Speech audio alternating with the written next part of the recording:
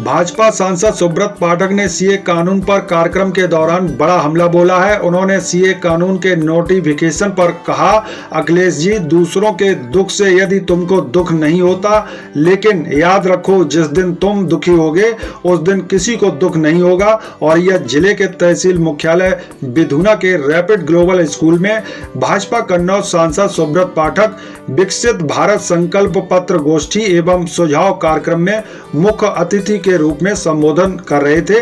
उन्होंने सीए कानून के नोटिफिकेशन पर संबोधित करते हुए कहा कि कट्टरपंथियों ने देश का विभाजन कराया था।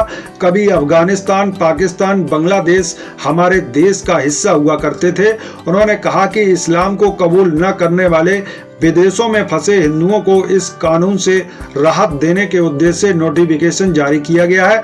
इसके तहत अब ऐसे हिंदुओं और अन्य लोगों को नागरिकता मिल सकेगी जो भारत में आना चाहते हैं। वहीं आपको बता दें कि कार्यक्रम के दौरान पूर्व मंत्री लाखन सिंह राजपूत, जिला अध्यक्ष भुवन प्रकाश गुप्ता, जिला प्रभारी के अलावा सांसद प्रतिनिधि रिया साक, अनिल शुक्ला, नगर पंचायत बिधुना के अध्यक्ष आदर्श कुमार मिश्रा, ब्लॉक प्रमुख प्रतिनिधि आदर्श ठाकुर, घनश्याम सिंह सेंगर सहित बड़ी संख्या में क्षेत्र के शिक्षक, महिला, पुरुष मौजूद रहे।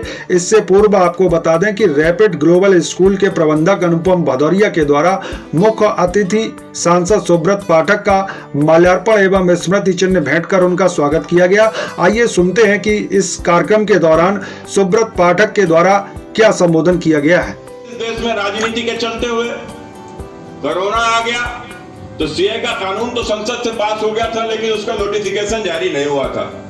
उसके नियम, उसके कानून उसके बने नहीं थे। लेकिन अभी 2-3 दिन पहले वो सीए का नोटिफिकेशन लागू कर दिया गया। अब ये सीए क्या है? हम सभी को मालूम है, सन 1947 में इस देश को आजादी मिली थी। और जब आजादी इस देश को मिली थी तो उस समय के ऊपर देश का विभाजन भी उसी समय पर हो गया था। यह विभाजन हुआ था इस्लाम के नाम पर। मैंने इस देश में इस्लाम के नाम पर राजनीति करने वाले तमाम सारे कट्टरपंथियों ने इस देश का विभाजन कराया और हिंदू मुसलमान साथ नहीं रह सकते, इस बात को दर्शाते हुए इस देश के विभाजन में पाकिस्तान एक बड़ी भूमि का हिस्सा हिंदुस्तान का विभाजन में ले लिया। उससे पहले भी अतीत में एक बार देश का विभाजन हो चुका था। अफगानिस्तान हमारा हिस्सा था, हमसे अलग हुआ था।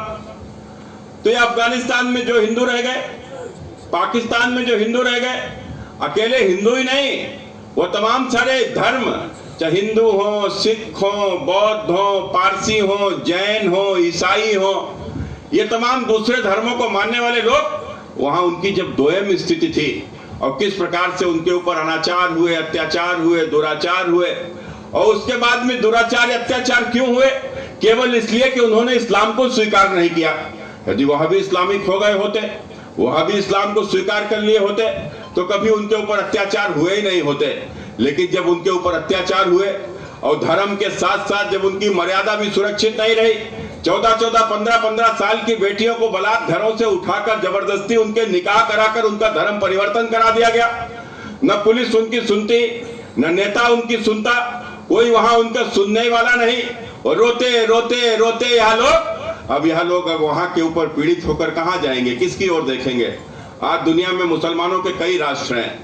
किसी भी राष्ट्र में उनको संकट होगा वो दूसरे राष्ट्र की ओर देख सकता है।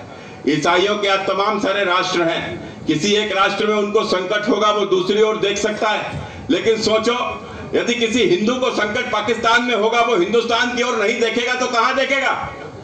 किसी बौद्ध को संकट अफगानिस्तान में होगा, यदि वो हिंदुस्तान की ओर नहीं देखेगा तो कहां देखेगा?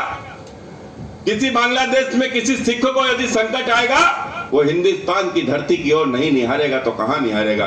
और मित्रों, यही कारण है कि वह लोग सदियों से, आपने देखा होगा, यदि आप टीवी देखते होंगे तो एक मतुआ समाज जो बांग्लादेश से विस्थापित होकर हमारे बंगाल में बसा हुआ है और पीढ़ियों से उसको आज तक नागरिकता ही नहीं मिली।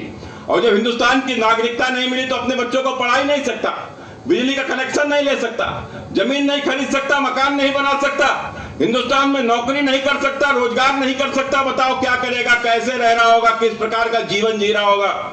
वो नरकी जीवन व्यतीत करने को वह लोग विवश थे सदियों से। बाबा, बाबा के बाद बेटा, बेटा के बाद पोता, वही जीवन जी रहे थे, बार बार नागरिकता मांगते थे, नेताओं के पास जाते थे। लेकिन हमारे देश में वोट बैंक के लालच में नेता बांग्लादेशियों को तो वोट बना देते थे, उनको तो नागरिकता दिला देते थे, लेकिन वह अफगानिस्तान, पाकिस्तान, बांग्लादेश से आए हुए वो तमाम हिंदुओं को इस देश की नागरिकता ही नहीं मिल रही थी। अन्य धर्मों के लोगों को इस देश की नागरिकता ही नहीं मिल रही थी। ऐसे लोगों को नागरिकता देना जो हमारा विचार था, वह विचार हमारा वैचारिक मुद्दा था। जिस प्रकार से धारा 370 को हटाना हमारा वैचारिक मुद्दा था, जिस प्रकार से राम मंदिर बनाना हमारा वैचारिक मुद्दा था, उसी प्रकार से अफगानिस्तान, पाकिस्तान, बांग्लादेश में फंसे हुए वो बेचारे बचे हुए, वह हिंदुओं को भी सम्मान दिलाना, हिंदुस्तान में उनको नागरिक बनाना, यह भी हमारा वैचारिक मुद्दा था और इसका नोटिफिकेशन जारी कर दिया। लेकिन उसके बावजूद भी कांग्रेस हो, समाजवादी पार्टी हो, आज आपने देखा होगा समाजवादी पार्टी के नेता अखिलेश यादव ने भी इसके ऊपर ट्वीट किया और ट्वीट करते हुए इस बात को, इसका मतलब एक तरीके से इसके ऊपर कटाक्ष किया कि सीए के कानून का नोटिफिकेशन जारी हो गया, इस पर कटाक्ष किया। अरे अखिलेश यादव जी, दूसरों के दुख से यदि तुमको दुख नहीं होता तो याद रखो, जिस दिन तुम दुखी होगे उस दिन भी किसी को दुख नहीं होगा।